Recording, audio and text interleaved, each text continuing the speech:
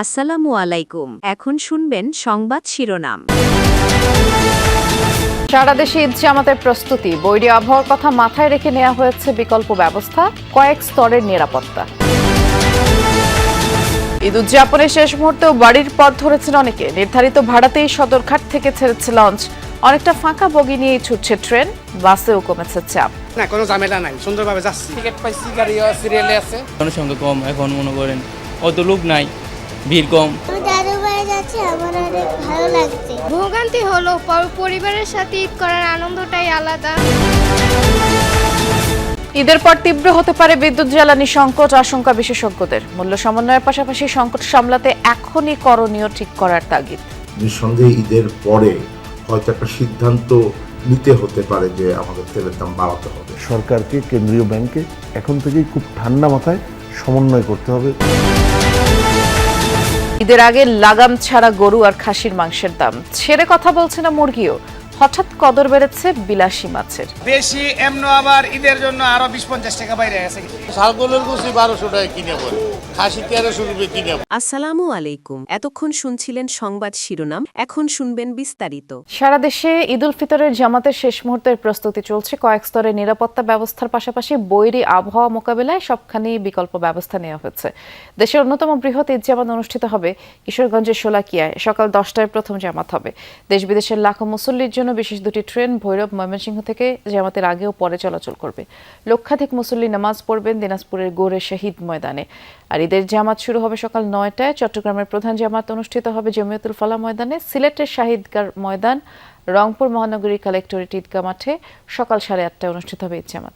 এছাড়া রাজশাহীতে হজরত শাহ মখদুম রহমতুল্লাহি আলাইহি কেন্দ্রীয় ঈদগাহ মাঠ, বরিশালে হেমায়েত উদ্দিন ঈদগাহ মাঠ, খুলনায় সার্কিট হাউস ময়দানে ঈদের প্রধান জামাত অনুষ্ঠিত হবে সকাল 8টায়। শেষ মুহূর্তে ঈদগাহ ময়দানে কি প্রস্তুতি চলছে, বিশেষ করে বৈরী আবহাওয়াকে মাথায় রেখে কি বাড়তি নিরাপত্তা ব্যবস্থা নেওয়া হয়েছে?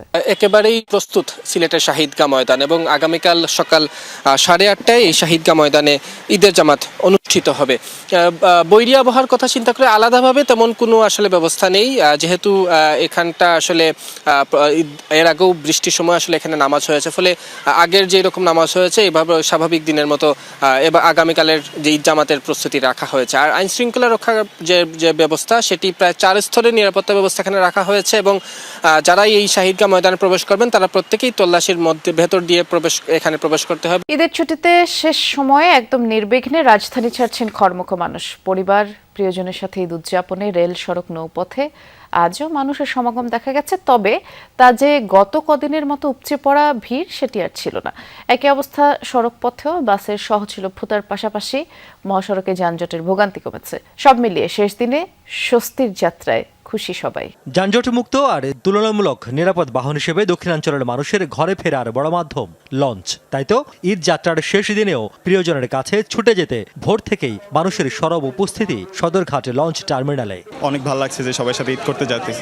ঈদ করতে যাচ্ছি, ঈদে অনেকদিন পর যাইতেছি বাবা মার কাছে, আর আবার শাশুড়ি নানন সবার কাছে যাইতেছি বেড়াইতে, ভালো লাগে। দক্ষিণ ও দক্ষিণ পূর্বাঞ্চলের 37টি রুটে সকাল 8টার পর থেকেই যাত্রী নিয়ে ছেড়ে যায় লঞ্চগুলো। বাড়তি ভাড়া নিয়ে নেই অভিযোগ অনুযোগ। অনাকাঙ্ক্ষিত দুর্ঘটনা এড়াতে তৎপর আইন শৃঙ্খলা রক্ষাকারী বাহিনীর সদস্যরা। রাস্তা থেকে শুরু করে সম্পূর্ণ ক্লিয়ার ছিল, আসতে কোনো জ্যামজাট পোহাতে হয় নাই, এবং লঞ্চের যে ডিসিপ্লিনটা আলহামদুলিল্লাহ মানে অনেক অনেক বেটার। পরিবারের সাথে ঈদ করার আনন্দটাই আলাদা, তাই শত ভোগান্তি পেরিয়ে পরিবারের সাথে একসাথে ঈদ করতে যাব, এটা অনেক আনন্দের বিষয়। ঈদ যাত্রার সবচেয়ে জনপ্রিয় মাধ্যম ট্রেন। জীবনের ঝুঁকি নিয়ে যেখানে চড়ে ঈদে প্রিয়জনের কাছে যায় মানুষ। তবে গেল কদিনের চিরচেনা সেই দৃশ্য অনুপস্থিত শেষ দিনের ঈদ যাত্রায়। নেই হাঁকডাক, নেই টিকিট না পাওয়া বা পেয়েও ট্রেনে চড়তে না পারার ক্ষোভ, আক্ষেপ। 30 রমজানের টিকিট অগ্রিম না দেয়ায় শুক্রবার যারা ঢাকা ছেড়েছেন তারা ঝামেলা ছাড়াই টিকিট নিয়েছেন বৃহস্পতিবার। স্বাচ্ছন্দ্যবোধে আর কি, লোক সংখ্যা কম, জনসংখ্যা কম, এখন মনে করেন অত লোক নাই, ভিড় কম। গ্রামে যাওয়ার কথা ছিল আর কি 19 তারিখে বা 18 তারিখে, বাট তখন আর কি ওয়েবসাইটে দেওয়া ছিল যে নাকি 20 তারিখে যদি যাই তাহলে আর কি আপনার কালকে রাতেই দেয়া দিবে আর কি। আমার গতকাল যাওয়ার মতো অবস্থা ছিল না, আমার পেশেন্ট আছে ঢাকাতে। শেষ দিনে সড়কপথের অবস্থাও কিছুটা উন্নতি হয়েছে। টার্মিনালগুলোতে চিরচেনা ভোগান্তি নেই ঠিকই, কিন্তু বাড়তি ভাড়া আদায়ের অভিযোগ ছিল কিছুটা। মহাসড়কের কোথাও কোথাও ভুগিয়েছে যানবাহনের ধীরগতি। জামজট আছে, বাচ্চা আছে, শুধু এই কারণে বেশি একটু ঝামেলা কমলে যাবো আর কি। ভাড়া যেটা আগের ভাড়া ওইটা নেই। 750 টাকা রংপুর, 100 টাকা বেশি নিচ্ছে। কোনো সমস্যা হয়নি, ঠিক মতো কথার সাথে কাজের সাথে মিল আছে। হ্যাঁ, টিকিট পাইছি, গাড়িও সিরিয়ালে আছে। ঈদ আনন্দের সুখস্মৃতি নিয়ে দিন চারেক পরে আবারও জাদুর শহরে ফিরবে ঘরে ফেরা মানুষ, সে প্রত্যাশায় ঈদ মোবারক। মধ্যপ্রাচ্য পরিস্থিতি স্বাভাবিক না হলে ঈদের পর জ্বালানি ও বিদ্যুৎ সংকট তীব্র হতে পারে বলে আশঙ্কা করছেন বিশ্লেষকরা। তাদের পূর্বাভাস, আগামী মাসে জ্বালানি তেল, গ্যাস সবকিছুর দাম বাড়াতে হবে সরকারকে। তা না হলে বিপুল পরিমাণ ভর্তুকি দেয়া অর্থনীতির জন্য কঠিন চ্যালেঞ্জ হবে বলেও ধারণা তাদের। সংকট সামলাতে এখনই সরকারকে সম্ভাব্য করণীয় নির্ধারণের পরামর্শ দিচ্ছেন তারা। ইরান ইসরায়েল যুক্তরাষ্ট্র যুদ্ধ শেষ পর্যন্ত গড়িয়েছে জ্বালানি যুদ্ধে। একের পর এক ইরানের জ্বালানি স্থাপনায় হামলা আর জবাবে ইসরায়েল সহ মধ্যপ্রাচ্যের বিভিন্ন দেশেও গ্যাস ও তেল ক্ষেত্রে মিসাইল নিক্ষেপ করেছে ইরান। আর যুদ্ধের শুরুর দিকেই হরমুজ প্রণালীতে জাহাজ চলাচল বন্ধ করায় তার প্রভাব পড়েছে পুরো বিশ্বেই। এরই মধ্যে অস্থির জ্বালানি তেলের আন্তর্জাতিক বাজার, ব্যারেল প্রতি দাম উঠেছে $120 পর্যন্ত। ফলাফল, এরই মধ্যে 39টি দেশে বেড়েছে জ্বালানি তেলের দাম। পরিস্থিতি মোকাবেলায় নানা সাশ্রয়ী উদ্যোগ নিয়েছে বিভিন্ন দেশ। নতুন সরকার, রমজান সব মিলিয়ে এখনও জ্বালানি তেলের দাম বাড়ায়নি বাংলাদেশ, কিন্তু এপ্রিলের আগে যে দাম সমন্বয় হবে তা নিশ্চিত। দাম যদি জাস্ট 50% বেড়ে যাবে, এই $12-13 বিলিয়ন, $19 বিলিয়ন চলে যাবে এই বছর।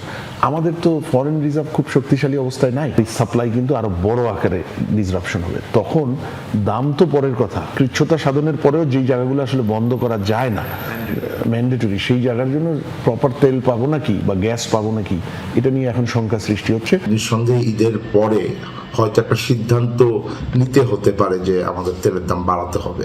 এটার বড় কারণ হলো যে আগে যেই সরবরাহটা ছিল সেটা হয়তো আমরা পূর্বের দামে পেয়েছি, সেখান থেকে এখন আমাদের যে দামটা আছে এইটা বাড়ানোর একটা প্রক্রিয়া হয়তো আমাদের শুরু করতে হবে।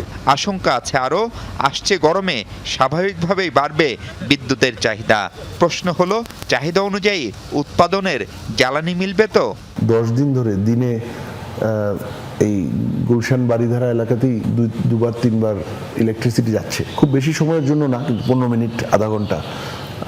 তো হয়তো এর মানে দেশের অন্যান্য জায়গায় হয়তো আরো বেশি লোডশেডিং হচ্ছে।